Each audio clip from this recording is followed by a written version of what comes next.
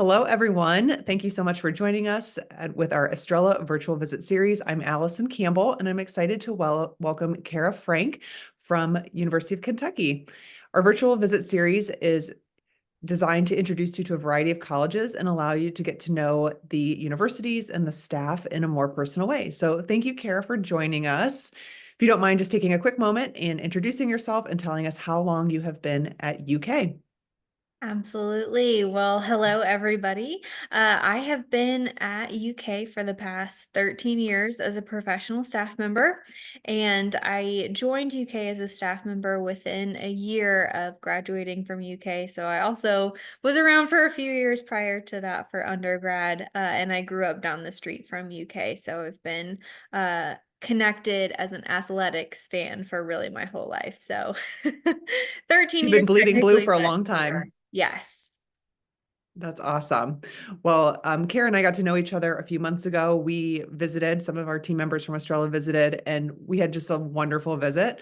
I was telling Kara earlier, this is definitely a hot school for us. We have a lot of students that are applying to UK, and it's very trendy. And it's a great, especially, I mean, we work with students all over the US, as you know. And if you're watching this, you may not be from Ohio, which is totally fine, but especially for our Ohio students, it gives that SEC vibe because it is an SEC school, but kind of like that Southern charm without having to be too far away from home.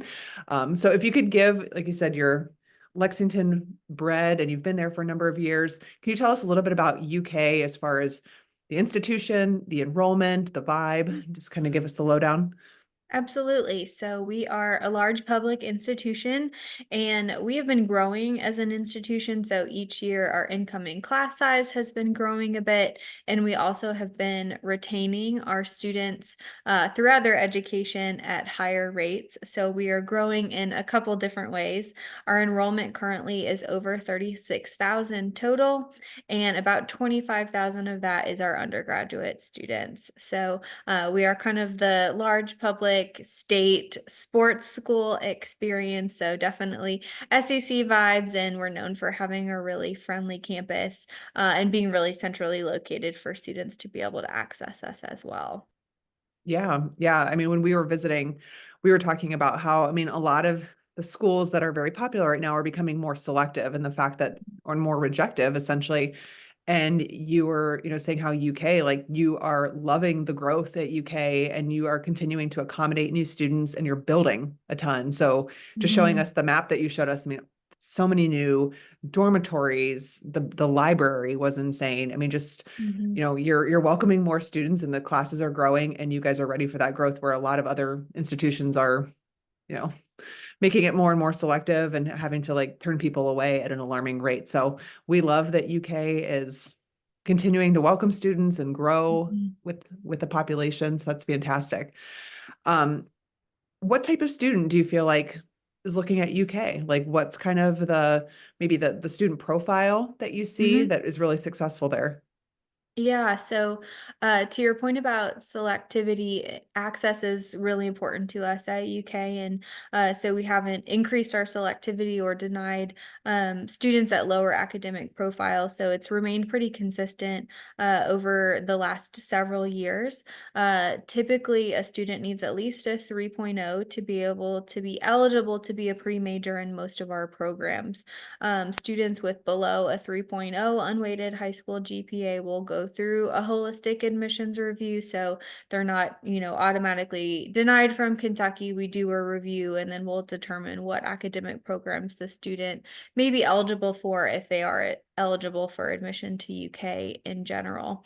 We do draw a lot of students who are still exploring their academic majors. So we don't kind of have one program that draws in a ton of students and then, just a few other random programs. We have students all across academic interests. So a lot of people coming in who know they have, three things they're thinking about, or sometimes zero things that they're thinking about. And they really want that institution that's going to have a whole lot of variety all in one place. So students have a bit of time to explore or change their mind or, get inspired with their first classes as a college student. Great. Thank you so much for explaining that. Yeah, we love the accessibility of UK. And like you had mentioned, I mean, you have because you are a large state public institution, you have the options for students to do a little bit of like discovery and kind of dig around to see what might be a good fit for them. If you do have your students that are a little bit more like it's like driven or motivated, like they know exactly what they want to do, they can kind of jump right into that as well. Mhm. But that's really helpful.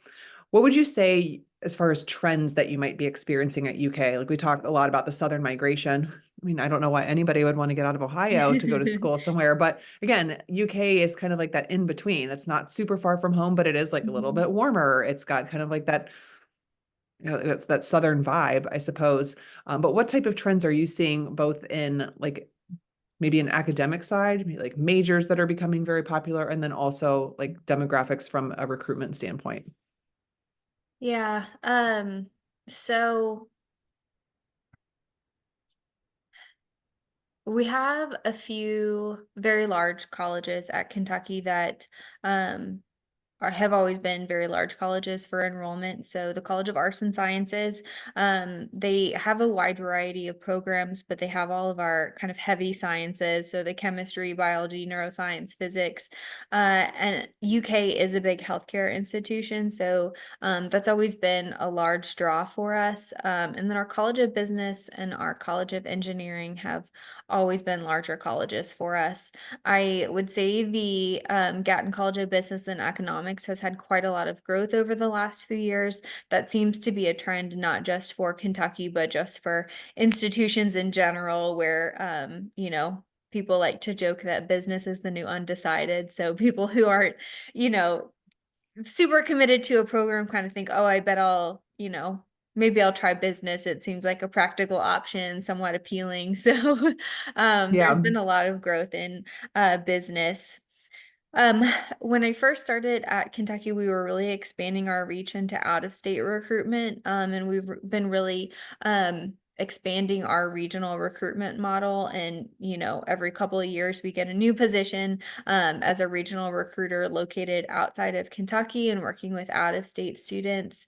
Our out of state population goes up a little bit each year.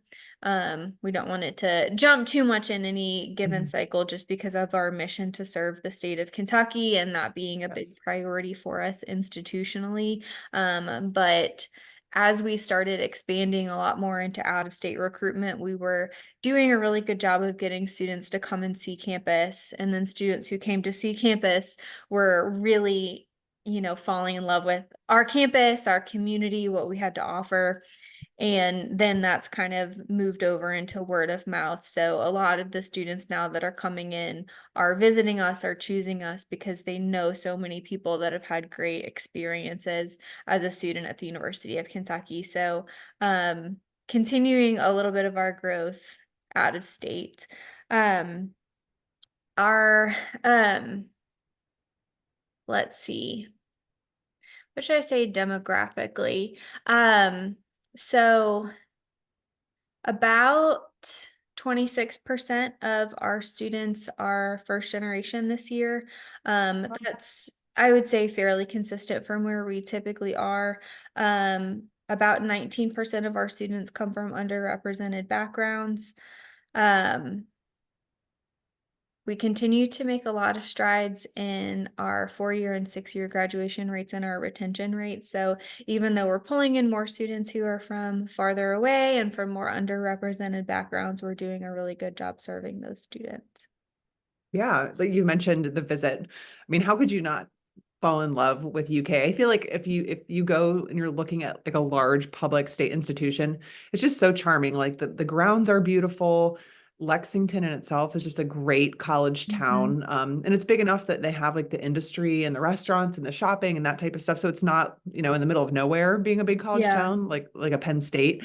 But it's just such a great place, and it would be really hard to not fall in love in a visit if maybe it just feels overwhelming. You know what I mean? If you don't love it there, maybe it's because you are destined for a small institution Hmm. or Yeah. somewhere maybe that's closer to home. So, speaking of the visit component, because again, it's been a very popular school for us. We get such positive feedback about the visits, and being someone who visited recently, I can attest to that. Is demonstrated interest something that you guys take into account? So if a student does visit, is that brownie points for them or not really? It is not. So we definitely want students to visit, but we don't consider demonstrated interest in the admissions or scholarship process. Okay. Speaking of scholarship, you were mentioning like your out-of-state recruitment, and I feel like this is important to note that you have a very generous scholarship or scholarship opportunities for your out-of-state students. Can you Yeah. speak to a little bit about the automatic scholarships for your in-state students as well as your out-of-state students? Sure. So we have two scholarships that are classified as academic scholarships, and students are automatically considered for those if they apply to UK by our early action deadline of December 1st. So that means there's nothing additional students need to do through their admission process to be considered. They just need to apply to UK and meet the criteria. For our in-state and out-of-state students, we have two different sets of criteria they can use to qualify for those scholarships. And that is because we are a test optional institution until at least 2028. So Okay. there is a set of criteria students can meet using just their unweighted high school GPA, no other test scores. And then there's also a set of criteria that uses a combination of a student's unweighted high school GPA and their test score, either ACT or SAT. Okay. When students look at our scholarship chart, sometimes they'll think, oh, I'm supposed to meet both sets of criteria, but they only need to meet one to qualify for consideration for those scholarships. And can you speak to those two special scholarships? I know I had emailed you about them a few weeks ago, but I feel like there's two additional scholarships, correct? There's two competitive level scholarships. Those are called the Presidential and the Singletary. And those are scholarships that students have to take an extra step for. So on the admissions application, they will see a question that asks if they are interested in applying for competitive level scholarships.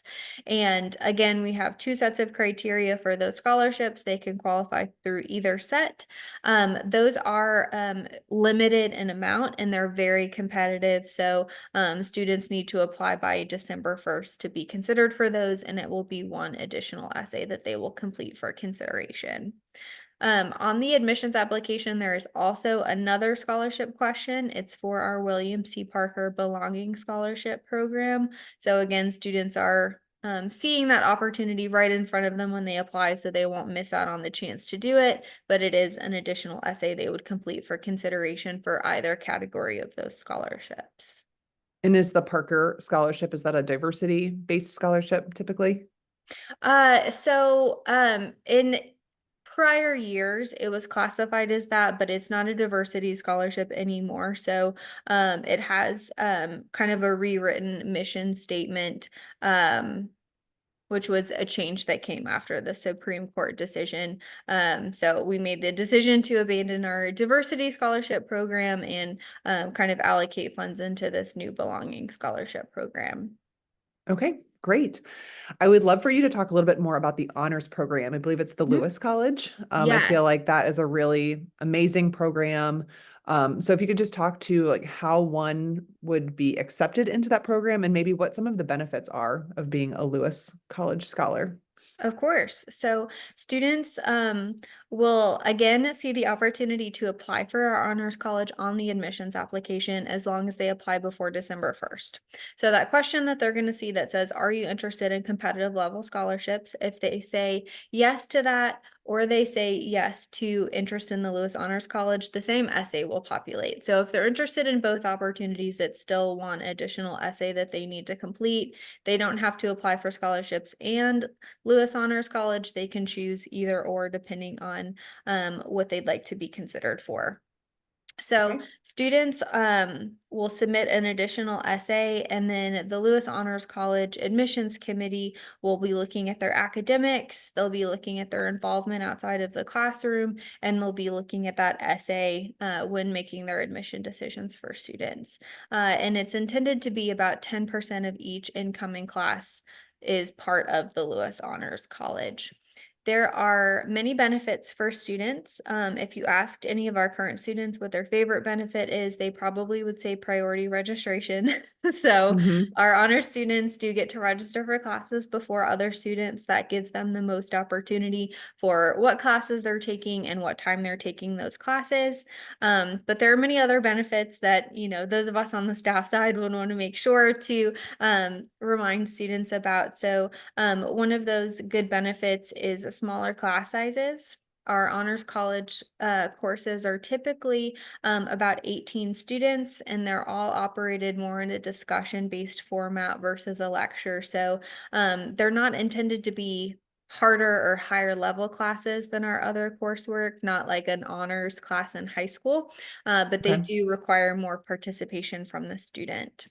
Um, Okay. Honors students also have access to our Center for Personal Development and an honors-based advisor. So they have some additional resources as students going through their college experience, to have an additional person looking out for them getting engaged in research opportunities, studying abroad, internships, other types of high impact activities that are kind of enriching their experience during college, but also contributing to, the successful lives that these students want to have post undergraduate work. Is there an honors housing component? There is. It is called the Honors Residential Experience.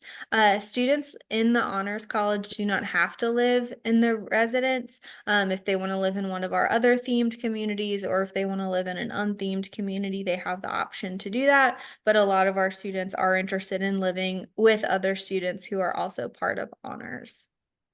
And there's no like financial component to honors, like you don't get an extra stipend or a scholarship in order to be a Mm-mm. part of the honors. Okay, so it's just basically these other awesome benefits like the priority Yes. registration and additional benefits. Okay, perfect.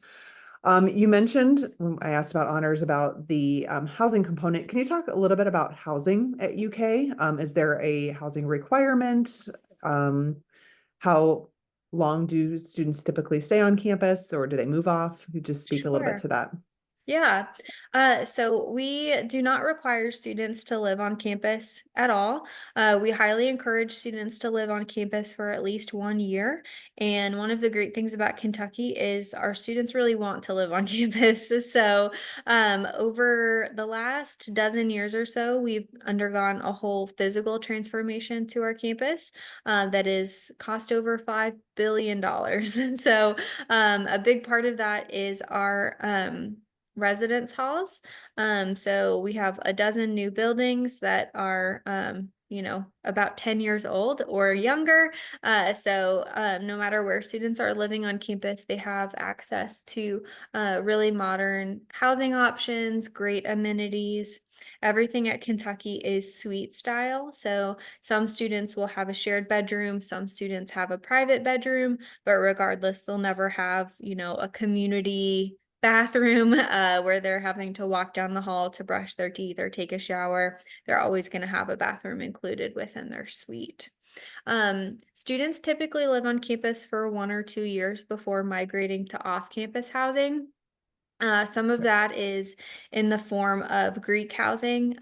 About 20% of our campus is involved in a Greek organization, and our organizations have houses around campus. We also have a lot of apartment complexes and houses around the perimeter of UK. We don't have any water border, any mountain border, anything that kind of prevents the campus from kind of bleeding out to the areas around it. So most of our students who live off campus are still living very close to campus, either in an Okay. off-campus house or apartment. Pretty staggering statistic. You said 20% of your undergraduates are involved in Greek life. Yes. Mm-hmm. That's a lot. I mean, you said 26,000 undergrads-ish. Mm-hmm. Wow, that's pretty impressive. And is there guaranteed housing? So I feel like that's a question that I mean, I never even thought to ask, but you go to some of these like larger campuses or like more metropolitan, like in Mm-hmm. urban areas, and sometimes the housing isn't even guaranteed. So are you guaranteed housing as a freshman if you need that? Yeah, so we always have enough space on campus for all of our first year students. We do have kind of allotments that we do for how many upper class spaces we're going to have, how many transfer spaces, how many first year spaces. So we want to make as much room as possible on campus for all of the students who want to live at UK, but we do give the most priority to our first year students. So as long as they have applied for housing on time, which is June 1st of senior year, they can feel good about living on campus for their first year. They do need to apply pretty early in sophomore and junior year if they want to continue living on campus beyond freshman year. Okay, good to know. All right, here's a question that's a little bit off what we've been talking about, but are there any like niche programs or very just like special programs at UK? And this could be at your Lexington campus. Perhaps you have like something abroad that is really interesting, like anything that would just be kind of like very special to UK that people might not know about. Do you mean an academic program specifically, or just like a program that's Really like, anything. Yeah, anything. It could be like within a specific major, maybe some sort of initiative. I mean, a sure. lot of times people talk about like an alternate start, and that's sometimes when they have Mhm. there's like more competitive colleges that like, oh, you can start at the London campus, you can start at this campus, and then you'll migrate into Yeah. like mainstream, Yeah. or Ooh, like a I cool wish we had student. a London campus. That sounds great. I know. I would say our most unique and special program is relatively new. It's just a couple years old. It's called UK Invests, and it's a program that's anchored in financial wellness because we want to be very dialed in on what students need and how they need to be educated while they're in college. So, not just earning a degree and that translating into a job, but other types of skills that are beneficial for them to have. So, UK Invest is a program where all of our UK students have access to a personal investment account through Fidelity Bloom, and they can earn micro scholarships while they're at UK that will be put into that account. And then they can use their account however they like. So, for example, if they go to a lecture about the value of investing and what compound interest is, they can earn money into their UK Invest account and they can invest that however they choose, or they can choose to withdraw that money if they want to. So, it gives students real world investing experiences while they're very young. So, by the time they would finish college, be setting up retirement accounts, they kind of would understand why it's important to be putting money in when they're young and how that can benefit, and contribute to financial wellness for the rest of their lives. So, so far, our students have earned a little over $1 million through UK Invest. So, we're very, very proud of how well the program has gone and the education that it's providing to students. And we do have student ambassador positions that are helping to kind of educate others about UK Invest so that we can get as many of our students using it as possible.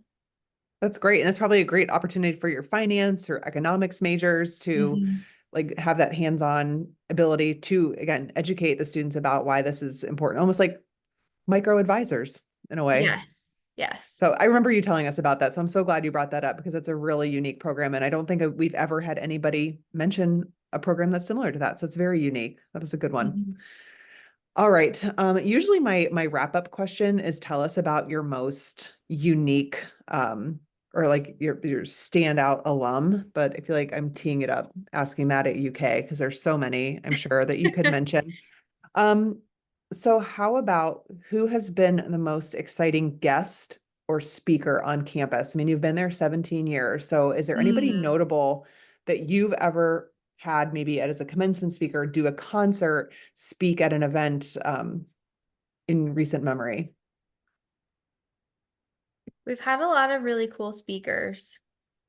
Um, this is sort of dodging the question a bit, but I think the coolest bragging point that we have about cool alumni right now is every year when there's an Olympics, there's always several people competing that have UK connections, either current students, former students, UK coaches. This year at the Paris Olympics, we had 24 UK affiliated people competing. and they brought home Wow. 13 medals. So I think that's a good example of how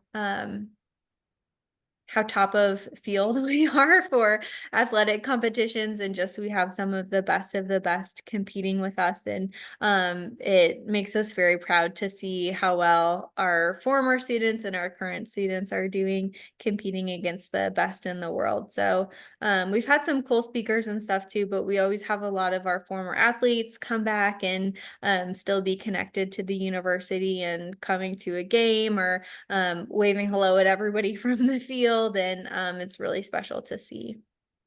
This is my fun fact about UK before I got into the world of uh, admissions counseling, I suppose. But I was working at my alma mater, Baldwin Wallace, and we played in a game at Transylvania, which is a small Mhm. liberal arts school, also in Lexington.